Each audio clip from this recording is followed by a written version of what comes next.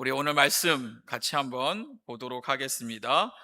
요한 1서 4장 19절과 신명기 10장 12절에서 13절입니다. 우리 총 3절인데 한번 다 같이 한 목소리로 같이 읽어보도록 하겠습니다. 먼저 요한 1서 4장 19절입니다. 우리가 사랑함은 그가 먼저 우리를 사랑하셨음이니라. 여러분 다 식사하셨죠? 다시 한번 4장 19절 큰 목소리 읽습니다. 우리가 사랑함은 그가 먼저 우리를 사랑하셨음이라. 아멘. 신명기 10장입니다. 12절 13절 또 같이 읽겠습니다. 이스라엘아, 내 하나님 여호와께서 내게 요구하시는 것이 무엇이냐? 곧 내 하나님 여호와를 경외하여 그의 모든 도를 행하고 그를 사랑하며 마음을 다하고 뜻을 다하여 내 하나님 여호와를 섬기고 내가 오늘 내 행복을 위하여 내게 명하는 여호와의 명령과 규례를 지킬 것이 아니냐. 아멘. 잠깐 기도합니다. 하나님, 오늘도 우리 귀한 예배 가운데 하나님의 자녀된 우리 믿는 성도들을 주의 몸된 교회로 인도하심에 감사를 드립니다. 하나님, 오늘도 주님 앞에 최상의 예배를 드리길 원합니다. 그 귀한 소망과 갈망 속에 드리는 예배 위에 하나님의 음성이, 하나님의 말씀이 들려지게 하여 주시옵소서. 절대로 사람의 말이 아니라 하나님의 말씀이 생명을 살리는 말씀이 들려지게 하셔서 우리 모두 다 이 땅에서 하나님의 자녀답게, 백성답게, 세상 사람이 아니라 믿는 사람답게 이 세상에서 예수 그리스도를 형상을 드러내며 복음을 증거하는 삶이 되도록 축복하여 주시옵소서. 그러게 오늘 다시 한번 말씀 앞에 우리 자신들을 조명하기를 원합니다. 귀한 시간으로 인도하신 주님께서 축복하여 주시고 믿음으로 말씀을 들으며 순종하는 은혜가 우리 모두에게 있도록 축복하여 주시옵소서. 감사드리오며 사랑합니다. 주님, 예수 그리스도의 이름으로 간절히 기도드립니다. 아멘. 여러분, 우리가 신앙생활을 오래 하신 분이나 아니면 막 믿음을 시작하신 분들도 한 번쯤 이런 질문을 해봤을 겁니다. 왜 하나님은 우리에게 순종을 원하실까? 안 해보셨어요? 왜 하나님은 우리에게 순종을 말씀하실까? 우리는 분명히 은혜로 구원받았는데 왜 계속 율법과 말씀들, 규례와 여러 가지 순종들을 강요하시냐라는 거죠. 또 어떤 분들은 순종을 강조하면 목사님 율법주의가 아닙니까? 라고도 질문할 수 있습니다. 그래서 어떤 사람들은 하나님의 은혜를 강조하다가 이 순종을 가볍게 여기기도 합니다. 어차피 은혜로 구원받았는데 굳이 이렇게까지 순종하면서 살아야 되나? 그러다 보니 교회 안에는 늘 두 가지 오해가 존재합니다. 한쪽에는요, 은혜는 있지만 순종이 없는 신앙입니다. 은혜를 말하지만 삶에는요, 옛날과 똑같다라는 겁니다. 변하지 않는다라는 겁니다. 아직도 고집대로 살고 자기 중심으로 살고 하나님 말씀이 아니라 살아온 방식대로 살아간다라는 것이죠. 또 다른 한쪽은 순종은 있습니다. 하지만 은혜가 없는 신앙입니다. 열심히 섬기고 봉사하고 그런데 기쁨이 없는 거예요. 감사보다 의무가 앞서는 겁니다. 자유보다는 부담이 커진다라는 것이죠. 그러면서 사람들을 정죄합니다. 관계가 어려워집니다. 무늬만 있는 신앙이라는 것이죠. 그래서 하나님께서는 이 둘을 결코 따로 이야기하지 않습니다. 성경은 언제나 은혜가 순종을 낳고 순종은 은혜의 열매라고 말씀을 합니다. 은혜와 순종은 서로 대립하는 것이 아니라 서로를 완성합니다. 은혜가 없는 순종은 율법주의가 되고 또 순종이 없는 은혜는 값싼 은혜가 되는 것입니다. 여러분, 지금 하나님의 은혜가 있으신가요? 여러분, 하나님의 은혜가 충만하십니까? 다시 질문합니다. 지금 하나님의 은혜가 여러분 가운데 있습니까? 우리는 흔히 순종을 해야 하는 것, 나를 제한하는 것, 나의 자유를 내려놓는 것으로 생각합니다. 하지만 성경은 순종을 전혀 다르게 말씀하고 있습니다.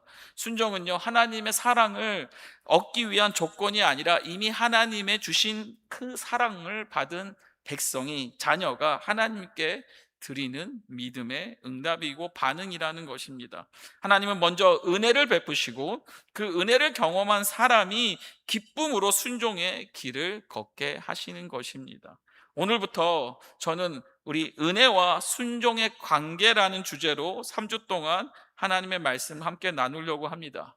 그래서 이번 시리즈에서는 3가지 질문을 함께 생각해 보려고 합니다. 첫 번째, 왜 우리는 순종해야 하는가? 두 번째는 왜 우리는 그러면 순종하지 못하는가? 그리고 마지막 3번째는 순종하는 사람을 통해 하나님은 어떠한 일들을 이루시는지를 말씀을 통해 같이 살펴보기를 원합니다. 오늘 본문은 신명기 10장에서 하나님은 이스라엘 백성에게 순종을 요구하십니다. 그러면 하나님은 왜 순종을 요구하시냐라는 것이죠. 혹시 하나님께 여러분 뭔가 부족해서, 하나님이 어떠한 부족함이 있어서 우리의 도움을, 우리의 포지션을, 우리의 드림을 하나님이 요구하시는 것일까요? 우리의 순종이 여러분 하나님을 더 위대하게 만들거나 하나님이 영광을 더하기 때문에 우리의 순종을 요구하실까요? 아니면 또 하나님은 우리를 통제하고 자유를 제한하기 위해 순종을 명령하는 것일까요? 아니라는 것이죠.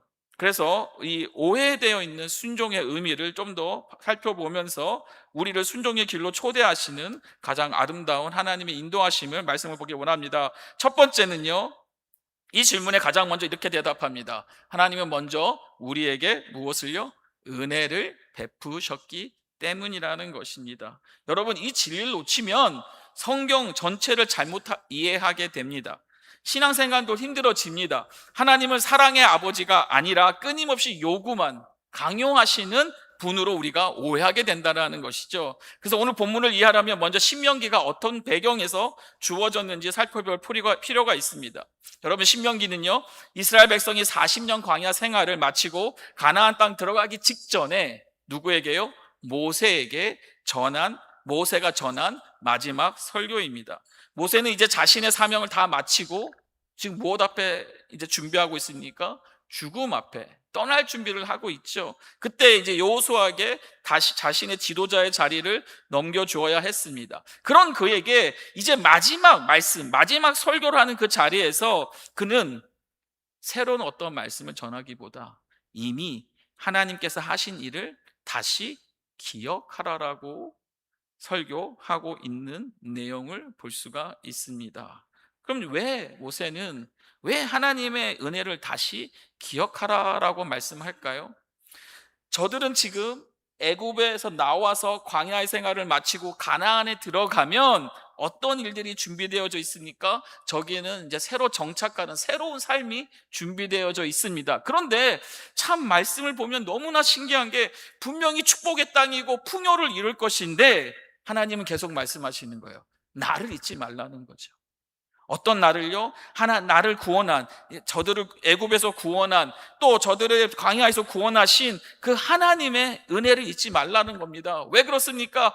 풍요 때문에 가진 것이 많다 보니, 축복이 있다 보니 오히려 축복을 주신 하나님에서 멀어지게 된다라는 것이죠. 그래서 모세는 앞으로 저들이 어떻게 살아야 할지를 말하기 전에 먼저 우리 하나님이 어떤 하나님이셨는지를 기억하라고 권면하고 있습니다. 여러분, 하나님께서 이스라엘에게 어떤 자격이 있어서 하나님이 이스라엘을 선택한 민족입니까? 신명기 7장 7절을 보면 하나님께서는 이렇게 말씀하십니다. 여호와께서 너희를 기뻐하시고 너희를 택하심은 너희가 다른 민족보다 수요가 많기 때문이 아니라 무엇이라고요? 너희는 오히려 뭐라고요? 모든 민족 중에 어떤 자다? 가장 적으니라 라고 말씀하고 있어요. 저들이 뛰어나지도 않고요, 저들이 많지도 않고요, 이스라엘 백성이 어떻게 보면 다른 민족들보다 가장 연약하고 보잘것없는 존재라는 거예요. 그런데 하나님은 어떻게 그를 선택하셨다고요? 기쁨으로, 또 저희들을 기뻐하시고 너희를 택했다라고 말씀합니다. 철저한 무엇입니까? 하나님의 전적인 선택이죠. 그리고 하나님의 은혜가 아닙니까? 더 나아가서 아브라함부터 시작됐던 그 언약을 지키시는 하나님의 은혜라는 것이죠. 이스라엘의 역사를 보면 이스라엘은 애굽에서 몇 년 동안이요? 430년 동안. 몇 년 동안 여러분? 430년 동안 나라 없이 무엇으로요? 종노릇하면서 저들은 애굽에서 살았습니다. 그런 민족이었습니다. 절대로 스스로는 자신의 민족이 독립할 수 있는, 구원할 수 있는 힘이 없는 저들이었다라는 것이죠. 그런 그들은 도움을 요청할 수밖에 없는 존재였는데 누가 찾아오십니까? 하나님께서 계획하신 가운데 먼저 이스라엘 백성들을 찾아오셨다라는 것입니다. 하나님께서 모세를 부르셨고 모세를 통해 애굽에 재앙을 내리셨으며 재앙, 특별히 유월절 어린 양의 피로 그들을 죽음에서 건져내셨습니다. 그리고 이스라엘 민족을 홍해를 가르시는 놀라운 역사를 경험하게 하시고 광야에서는 만나를 먹이셨고 또 반석에서 뭐가 나왔어요, 여러분? 이게 가능한 일입니까? 돌을 쳤더니 거기서 뭐가 나옵니까? 생수의 물이 나오며 물을 먹게 하셨다라는 것이죠. 다시 말하면 저들이 생존할 수 있는 필요한 모든 것을 누가 공급하셨습니까? 하나님이 직접 공급하셨습니다. 낮에는 무엇으로요? 구름 기둥으로, 밤에는 불기둥으로 저희들을 한순간도 떠나지 않고 저들을 보호하시며 동행하셨다라는 사실입니다. 그러기에 이스라엘의 역사는 처음부터 끝까지 하나님의 온전한 은혜였습니다. 그래서 하나님께서는 순종을 말씀하시기 전에 먼저 자신이 누구신지를 계속해서 선포합니다. 출애굽기 20장 2절입니다. 나는 너를 애굽 땅 종 되었던 집에서 인도하여 낸 내 하나님 여호와니라. 여러분, 출애굽기 20장 2절은요 그 다음 나오는 3절에 먼저 나온 얘기입니다. 3절에 뭐가 나오는지 아세요? 3절 보시면 너는 나 외에는 다른 신들을 내게 두지 말라라고 말씀하시면서 우리가 잘 아는 십계명의 시작이 됩니다. 우린 십계명 딱 그러면 첫 번째가 뭐예요? 하나님이 나 외엔 다른 신을 섬기지 말라라는 것에서 우리가 많이 집중하지 않습니까? 근데 십계명 시작은 무엇이냐? 바로 2절이라는 겁니다. 2절이 무엇입니까? 나는 너를 구원한 하나님이다. 우리에게 순종을 요구하시기 전에 하나님은 먼저 무엇을 말씀하신다고요? 나는 너를 구원한 하나님이다 라고 먼저 말씀하시다라는 거죠. 이 순서는 우연이 아닙니다. 하나님께서는 먼저 구원을, 은혜를 주시고 그 다음에 율법, 십계명을 주시면서 말씀하시더라는 겁니다. 먼저 관계를 만드시고 구원의 하나님과 구원을 받은 백성들의 관계를 만드신 다음에 언약의 백성의 삶을 가르치셨다라는 겁니다. 먼저 은혜를 베푸시고 그 다음에 말씀을 주셨다라는 것이죠. 이것이 성경에서 끊임없이 보여주는 하나님의 질서의 모양이라는 것입니다. 근데 우리는 가끔 이 순서를 거꾸로 생각하지 않습니까? 내가 잘해야지만 하나님이 나를 사랑할 것 같다. 약간 인정받고 싶어하는 우리의 모습도 있지 않습니까? 반대로 내가 잘 못하면 하나님 나를 어떻게 해요? 책망하시고 벌 주시지 않을까? 또 내가 순종하면 하나님이 나를 더 기쁨으로 받아주실 것이 아닌가? 더 우리는 이런 생각하죠. 내가 착하게 살아야 하나님의 자녀가 될 수 있다라고 생각합니다. 이것은 여러분 성경이 말하는 복음이 아닙니다. 복음은 언제나 하나님에게서 시작이 됐다는 겁니다. 하나님이 먼저 찾아오시고 먼저 사랑하시고 먼저 구원하시고 그리고 먼저 우리와 언약을 세우셨다라는 것이죠. 그래서 은혜를 받은 백성에게 하나님 말씀하십니다. 이제는 나의 백성답게, 나의 자녀답게 이렇게 사는 것이 맞다라 하면서 우리에게 하나님의 말씀들을 주셨다라는 겁니다. 이 원리는 신앙에서도 변하지 않습니다. 하나님께서는 먼저 누구를 주셨습니까? 이 땅의 독생자 예수 그리스도를 보내시고 이 땅에 우리가 먼저 찾아오셨다는 거죠. 하나님 우리 먼저 찾아오셨기 때문에 우리가 그 은혜를 입었던 것이고, 또 언제요? 우리가 의인 되었을 때, 우리가 다 죄 없었을 때였습니까? 아니라는 거죠. 우리가 다 죄인 되었을 때 그 누구도 의인이라고 한 사람도 할 수 없는 그 상황에서 예수님께서 우리를 위해 십자가를 지셨다라는 겁니다. 그래서 십자가는 무엇입니까? 하나님께서 죄 많은 인간을 향하여 손을 내미신 사건이라는 것입니다. 십자가는요, 너가 나에게 와야 돼가 아니라 내가 먼저 너에게 간다라는 하나님의 사랑의 증표였습니다. 그래서 구약의 출애굽과 신약의 십자가는 같은 복음을 말합니다. 하나님은 언제나 먼저 은혜를 베푸시는 하나님이신 줄 믿습니다. 우리의 신앙은요, 이 순서를 잊지 말아야 됩니다. 그리고 신앙의 출발은 우리의 결심이 아니라, 우리의 헌신도 아니라, 바로 순종도 아니라, 신앙의 출발은 언제나 하나님의 은혜였다라는 것입니다. 그래서 우리는 하나님의 은혜를 기억해야 될 줄 믿습니다. 여러분, 하나님의 은혜가 충만하십니까? 다시 하나님의 은혜가 기억되어질 수 있기를 바랍니다. 다시 오늘 예배를 통하여서 여러분들의 생각 속에, 여러분들의 기도 속에, 여러분의 심령 속에 크신 하나님의 은혜가 더욱더 충만해질 수 있기를, 먼저 은혜를 베푸신 하나님의 은혜가 충만할 수 있기를 주님의 이름으로 축복합니다. 두 번째는, 이 은혜는 무엇을 낳느냐? 사랑을 낳고, 사랑은 결국은 무엇을 낳는다고요? 순종을 낳는다라는 것입니다.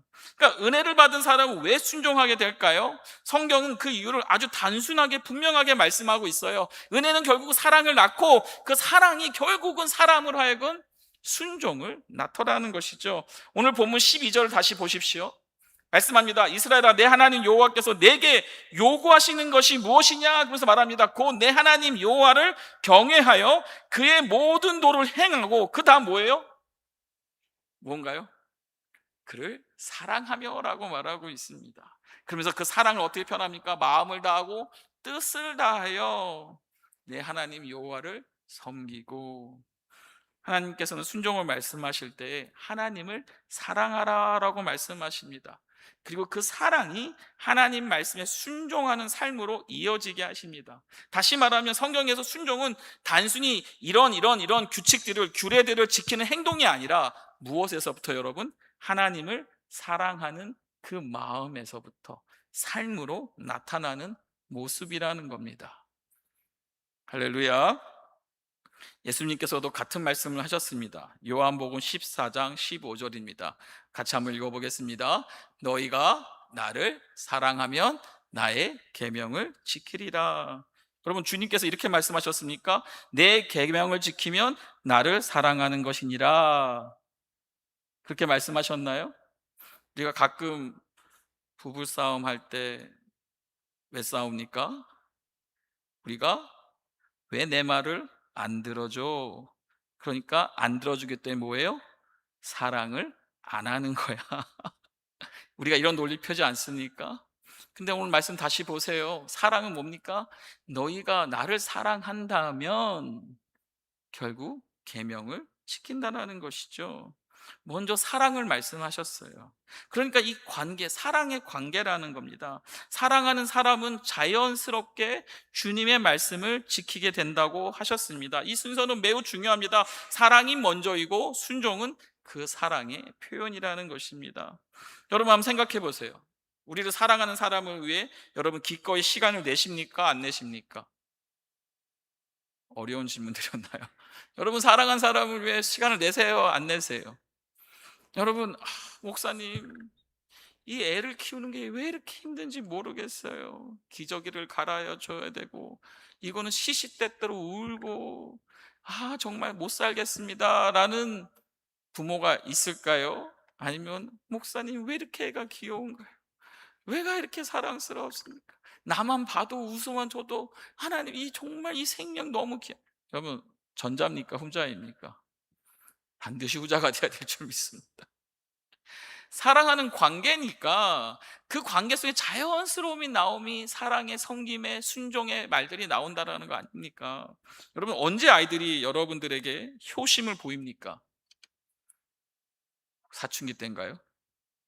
정말 질풍노도의 시간을 지나면서 모든 것을 반항하고, 아버지가 말하면 예스예요, 노예요? No. 엄마가 말하면 예스예요, 노예요? No. 그래서 가끔 제가 업셋할 때가 언제냐면, 선생님이 이렇게 말했어. 그럼 할 때, 아니 왜 선생님을 얘기해? 여러분, 언제입니까? 근데 언제 아이가, 자녀들이 이렇게 부모의 말에 순종합니까? 자녀가 부모가 나를 사랑한다는 것을 언제? 깨달았을 때, 그걸 우리가 어떻게 표현합니까? 철이 들었을 때 아이가 드디어 부모에게 순종하고 신뢰하고 오히려 부모를 더 챙기고 부모의 뒷바라지를 돕고 부모의 아픔을 아름만지고 부모도 참 이런 어려움이 있었구나 하면서 이해해주고, 다 모두 무엇이에요? 사랑하기 때문이라는 거죠. 아내가 남편에게 부탁을 합니다. 여보, 퇴근하면 올 때 우유 좀 사다 줘. 여러분, 사다 주실 거예요? 안 사주실 거예요? 지금 아니, 여러분, 옆집 아줌마가 아니라 여러분의 아내가 오는 길에 우유 좀 사다 줘 하면 사다 주실 거예요? 안 사다 주실 거예요? 남편분만. 큰일 났네. 사다 주셔야죠, 당연히. 왜요? 사랑하는 아내가 부탁을 하는 것인데, 여러분, 이것이 법이 아니라는 겁니다. 의무가 아니라는 겁니다. 왜 그렇습니까? 사랑하기 때문에 무슨 마음으로요? 기쁜 마음으로. 여러분, 기쁜 마음으로 해주시기를 해줘야 될 줄 믿습니다. 여러분, 마찬가지죠. 우리가 자녀에게 말하지 않습니까? 늦은 밤에 위험하니까 너무 늦게 다니지 말라라고 얘기를 해요. 그리고 아이가 식사를 거르거나 자녀들이 음식을 밥을 안 먹으면 뭐 합니까? 숟가락 들고 다니면서 먹어야 된다, 먹어야 된다. 왜 그러는 겁니까? 자녀가 안 먹는 게 싫어서가 아니라 자녀가 먹어야 됩니다. 사랑하니까. 자녀가 꼭 먹어야지만 건강하니까 한다라는 것이죠. 또 가끔 이럽니다. 누구누구를 만나지 마라. 저 남자는 안 되겠다. 왜 그러는 거예요? 자녀를 통제하기 위해 하는 말입니까? 아니라는 거죠. 아니, 여러분, 정말 왜 그러시는 거예요? 다 자녀를 사랑하기 때문에. 이 옆집 아이면 내가 상관합니까? 아니, 솔직히 여러분, 조금 조카라 합시다. 조카 정도, 그 촌수가 있는 아이들도 우리가 그렇게 사랑합니까? 그렇게 상관합니까? 안 한다라는 거죠. 자녀이기 때문에, 내가 가장 사랑하는 자녀이기 때문에 그 자녀가 가장 좋은 길을 걸어가기를 바라기 때문이라는 것이요. 여러분, 순종은요, 그 사랑의 관계에서 나오는 겁니다. 그리고 그 순종은 결국 신뢰 위에서 만들어지는 것이죠. 하나님도 우리의 관계도 그렇다는 겁니다. 하나님께서는 우리를 종으로 부르지 않으셨습니다. 우리를 자녀로 부르셨습니다. 자녀는 두려움 때문에 아버지의 말을 따르는 것이 아니라 아버지의 사랑을 깨달아 그것을 믿고 신뢰하기 때문에 따르는 것입니다. 그래서 순종은 단순히 행동의 문제가 아니라 관계의 문제입니다. 하나님을 얼마나 사랑하느냐보다 먼저 하나님께서 나를 얼마나 사랑하시는지를 얼마나 믿고 있는가의 문제라는 것입니다.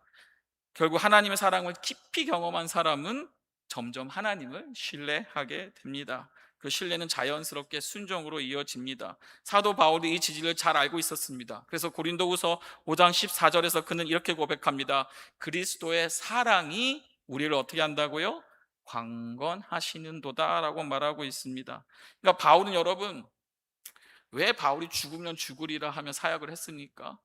그 험난한 바다를, 풍파를 지나고 육로를 가며 전 세계에 정말 복음을 전하고자 그 모든 죽을 뻔했던 곤장을 맞으며 그 어려운 병을 이기며 왜 그렇게 그는 순종했습니까? 그가 누군가에 떠밀려서 명령했기 때문이었습니까? 사람들의 칭찬을 받기 위한 것이었습니까? 아니라는 것이죠. 그를 움직인 힘은 다 하나였습니다. 바로 그리스도가 보여주신 사랑 때문이었다라는 것이죠. 십자가에서 자신을 위해 죽으신 예수님의 사랑을 깨닫게 되자, 그것을 알게 되자 사도 바울은 완전히 바뀐 다른 삶을 산 하나님의 귀한 자녀였다라는 것이죠. 억지로 순종한 사람이 아니라 기쁨으로 순종하는 사람이 되었다라는 것입니다. 이것이 바로 은혜의 능력이라는 겁니다. 할렐루야. 은혜는 사람을 어떻게 합니까? 변화시킵니다. 은혜는 사람을 사랑하게 합니다. 은혜는 결국 이 사랑을 통하여 자연스럽게 순종한다라는 것입니다. 그러기 여러분, 우리의 순종은 하나님께 사랑받기 위한 조건이 아니라 이미 사랑받고 있는 하나님의 자녀가 드리는 하나님을 향한 반응이라는 것이죠. 신앙생활은 여러분 억지로 참고 견디는 삶이 아닙니다.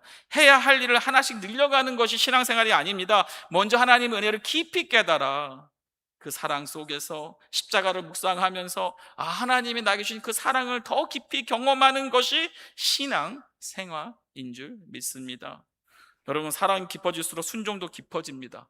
은혜를 더 많이 알수록 순종도 더 깊어집니다. 그래서 하나님 오늘도 먼저 우리에게 사랑을 보여주시고 그 사랑 안에서 순종으로 우리의 삶을 초대하고 계시는 줄 믿습니다. 우리 모두 은혜가 사랑을 낳고 사랑이 낳는, 순종을 낳는 이 복된 삶이 되기를 주님의 이름으로 축복합니다. 마지막으로 순종은 하나님이 예배하신 복된 길을 걷게 한다는 것입니다. 하나님께서 우리를 순종의 길로 인도하시는 목적이 무엇이냐라는 거죠. 왜 우리에게 순종을 말씀하실까요? 순종의 목적은 무엇입니까? 신명기 10장 13절 다시 한번 한 절 말씀 같이 한번 읽어보겠습니다. 내가 오늘 무엇을 위하여? 내 행복을 위하여 내게 명하는 여호와의 명령과 규례를 지킬 것이니라. 무엇을 우리가 주목해야 합니까? 바로 이 순종의 목적이 뭐라고요? 여러분, 순종의 목적이 뭐예요? 내 행복을 위하여라는 겁니다. 근데 여러분, 왜 순종하기 어렵습니까? 여러분, 하나님께서 이 말씀을 주시면서 말씀을 어떻게 하라고 했습니까? 말씀을 어떻게 하라고요? 말씀을 읽으라고 말씀 주셨죠. 또 말씀을 연구하라고 주셨죠. 말씀을 들으라고 주셨죠. 그리고 말씀을 배우라고 주셨어요. 그럼 여러분, 왜 순종이 어려우십니까? 이건 누구를 위한 거예요? 자, 여러분, 아주 심플하게 우리가 자녀들을 키우면서 제가 참 은혜 받은 게 뭐냐면요, 한국 문화인데요, 한국 사람들은 자녀들을 키우면서 자녀들이 어른을 만나면 어떻게 가르치죠? 어른에게 인사해라 라고 가르치죠. 제가 뭐 정확하게 맞는 건지 모르지만 제가 미국 가정을 방문하거나 미국 분들하고 이렇게 교제를 나눌 때 제가 가면은 미국 분들이, 어른들이 아이들을 불러서 자, 우리 목사님 왔으니까 인사해라고 한 적이 있을까요, 없을까요? 진짜 없어요. 생각을 해보니까 우린 당연한 건데 미국 문화에서는 제가 왔으면 자녀들을 다 불러내서 자, 우리 목사님 왔으니까 인사해라는 그러한 문화가 없어요. 저는 이건 참 특별하다. 근데 왜 여러분 자녀들에게 어른을 만나거나 누구를 만나면 인사하라고 가르칩니까?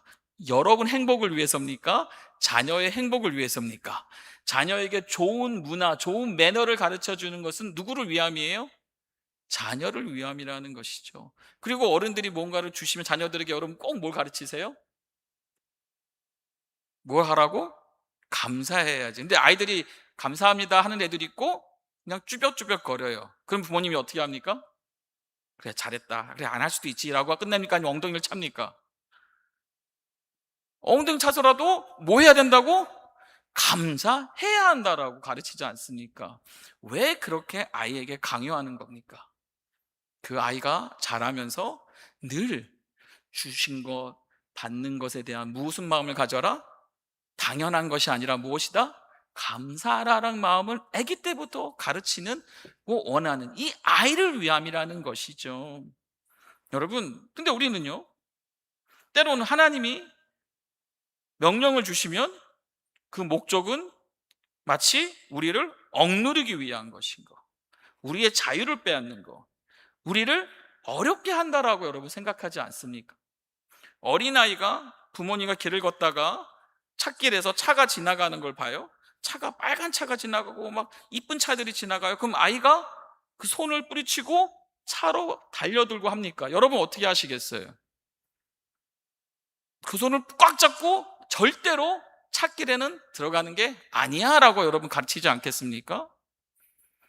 어떤 부모가 그래, 한번 당해봐라, 한번 가봐, 그런 부모는 없을 거라는 것이죠. 근데 여러분 아이 입장이 돼보세요. 아니, 왜 자꾸 우리 부모님은 내가 하고 싶은 거를 왜 못하게 하는 거야? 아니, 저 차가 너무나 이쁘고 아름다운데, 멋있는데, 한번 그 차 만져보고 싶은데, 왜 부모님은 자꾸 나를 자꾸 못하게 하는 거야? 여러분, 가스레인지에 불을 켰습니다. 음식을 쿡합니다. 따뜻함이 있습니다. 그러니까 어린아이 봤을 때 그 눈에 불꽃이 얼마나 이뻐 보여요? 그래서 그 불꽃에 다가갑니다. 그래서 손을 대려고 합니다. 그럴 때 순간 부모님은 손을 때리면서 너 지금 뭐 하는 거야? 절대로 불은 대면 안 돼. 가르칩니다. 근데 아이는 아빠 너무 아름답고 따뜻하고 좋은데 왜 손대지 말라는 거야? 그러면 부모님이 그래, 한번 대봐라. 그래, 한번 대보고 한번 호대 당해봐라. 이런 부모는 없을 거라는 거죠. 근데 여러분, 아이의 입장에서는 자꾸 부모는 어떤 부모예요? 왜 자꾸 나보고 하지 말라, 못하냐라고 얘기하는 거죠. 근데 왜 그렇습니까? 아이를 보호하고 지키고 아이가 다칠까 봐 그 마음으로 아이를 감싸는 거 아닙니까? 또 아이는 지금 몰라요. 뭐를 몰라요? 이 불꽃이 위험하다라는 것을 몰라요. 언제 깨달아요? 한번 저도 어렸을 때 빵 굽는 기계 앞에 왔다 갔다 하다가 됐습니다. 그다음부터 제가 빵 굽는 기계 옆에 갈까요, 안 갈까요? 절대 안 가죠. 우린 모르다 보니. 그러니까 마찬가지로 하나님께서 우리에게 이 말씀을 주시면서 우리 좋은 것을 뺏으려는 하나님이 아닙니다. 우리 자유를 뺏으려는 하나님이 아닙니다. 우리에게 생명의 길을, 우리를 사랑하시기 때문에, 우리를 축복하시기 때문에, 우리에게 잘 됐으면 하시기 때문에 하나님이 주시는 말씀이라는 거죠. 여러분, 하나님께서 우리에게 11조로 말씀하십니다. 헌금을 말씀하십니다. 여러분 돈을 뺏으려고 하나님이 그 돈이 필요해서 여러분 달라고 하는 겁니까? 이거 아시죠? 아니죠. 하나님은 우리를 축복하시기 위해서 또 하나님의 드리는 것을 기뻐하심을 알면서 그 관계 속에서 하나님이 축복하시고자 또 우리에게 일일이 설명하시면서 이 모든 재물을 하나님 앞에 드리라고 말씀하는 것이죠. 주일 성소, 여러분들은 일주일에 한 번씩 힘들게 하려고 주일 성소를 하라고 합니까? 아니, 여러분 전도를 하라고 합니다. 그럼 여러분 전도를 여러분 어렵게 하는 거예요? 아니라는 거죠. 선교를, 모든 것이 하나님. 여러분 성경 공부, 여러분 성경 공부도 하고 계세요? 성경 공부, 큐티, 모든 거 다 우리를 누구를 위한 거야? 나의 행복을 위함이라는 것이죠. 자꾸 순종에 대한 오해가 있다라는 겁니다. 그러기에 순종을 우리가 자꾸 어려워하고 힘들어한다라는 것이죠. 여러분, 부모는요 아이보다 더 많이 보고 아이보다 더 많이 알고 있기 때문에, 부모는 아이가 보지 못하는 위험을 보고 있기 때문에 늘 막는 것이고 또 다른 좋은 길을 인도하는 거 아닙니까?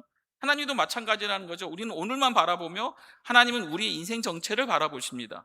우리는 눈앞의 즐거움만 바라보지만 하나님은 그 이후에 있을 결과까지 아시는 분이 하나님이시라는 거죠. 그래서 하나님은 말씀하시는 겁니다. 그 길은 너를 살리는 길이 아니야. 그 길보다 내가 준비한 더 좋은 길이 있어. 하나님의 말씀 안에 거하라고 말씀하시고 하나님 말씀을 따르라고 말씀하시는 거죠. 우리의 삶을 억압하는 철장이 아니라 우리를 보호하는 사랑의 울타리인 줄 믿습니다. 여러분, 참된 자유는 내가 하고 싶은 것을 마음대로 하는 것이 아닙니다. 진정한 자유는요, 나를 파괴하는 것에서 벗어나 하나님이 원하시는 선한 길을 걷는 것입니다. 세상은 자유를 이렇게 말합니다. 아무도 너를 간섭하지 않는 것, 내 마음대로 살아가는 것, 너 하고 싶은 대로 하는 것. 그러나 성경이 말하는 자유는 다릅니다. 죄의 지배에서 벗어나 하나님이 만드신 본래의 모습으로 살아가는 것이 자유라는 것입니다. 여러분, 물고기의 자유는 물 밖에 있습니까? 물 안에 있습니까? 당연히 물 안에 있습니다. 여러분 강아지를 키운다고 여러분 반려견을 키울 때 반려견이 참된 자유는 어디에 있습니까? 집 안에 있을 때 참된 자유가 있는 거죠. 돌보는 주인의 손길에서 사랑 안에 살 때 자유가 되는 것이죠. 근데 이 반려견이 나는 이 집이 불편하고 나간다고 해보세요. 그 다음부터 어떻게 됩니까? 또 돌아다니는 개가 되는 거고 온갖 위험한 일들을 당하게 되고 결국 죽을 수도 있는 것이 바깥의 세상이라는 것이죠. 길바닥에 사는 것이라는 거죠. 마찬가지로 인간의 참된 자유는 하나님을 떠날 때가 아니라 하나님의 말씀 안에 순종하고 거할 때 누리게 된다는 겁니다. 하나님 말씀 안에 거하고 하나님 뜻 안에 살아갈 때 우리는 하나님이 창조하신 목적대로 가장 아름답게 살아가는 줄 믿습니다. 사랑하는 여러분, 우리에게 순종을 말씀하시는 이유는요, 우리의 삶을 어렵게 만들기 위해서가 아니라 우리를 어떤 길로요? 복된 길로 인도하기 위해서 있음을 다시 한번 우리가 기억할 수 있기를 바랍니다. 여러분, 상처받는 길이 아니라 회복의 길을 걷기를 원하십니다. 죽음의 길이 아니라 생명의 길을 걷기를 원하십니다. 눈앞의 만족을 따라가려 하는 우리의 일상 속에서 하나님은 우리의 내일과 영원까지 바라보시며 하나님의 말씀은 언제나 가장 선하고 가장 안전한 길인 줄 믿습니다. 말씀 맺도록 합니다. 여러분, 하나님께서 우리에게 먼저 은혜를 베푸셨습니다. 그리고 그 은혜를 경험한 사람이 하나님을 사랑하게 하시고 그 사랑이 기쁨의 순종으로 이어가지게 하십니다. 결국 순종은 하나님께 무엇인가를 드려서 사랑을 얻는 길이 아닙니다. 이미 받은 사랑과 은혜에 대한 우리의 믿음의 반응입니다. 그래서 은혜를 잊으면 순종은 부담이 되지만 은혜가 충만하면, 은혜가 기억이 되면 우리의 순종은 기쁨이 되는 줄 믿습니다. 그러기 여러분들에게 다시 한번 권면합니다. 하나님의 주신 은혜를 기억하시길 바랍니다.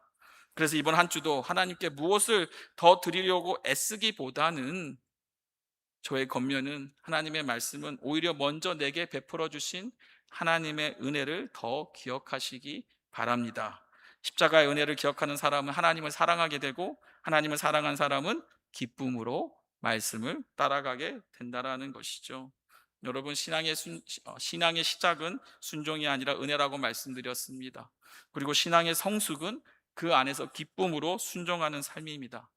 먼저 우리를 사랑하시고 먼저 찾아오시고 먼저 구원하신 이 하나님의 크신 은혜를 이번 한 주간 또한 충만히 기억되고 누릴 수 있기를 주님의 은혜로, 주님의 말씀으로, 주님의 은혜로 여러분들에게 축복을 드립니다.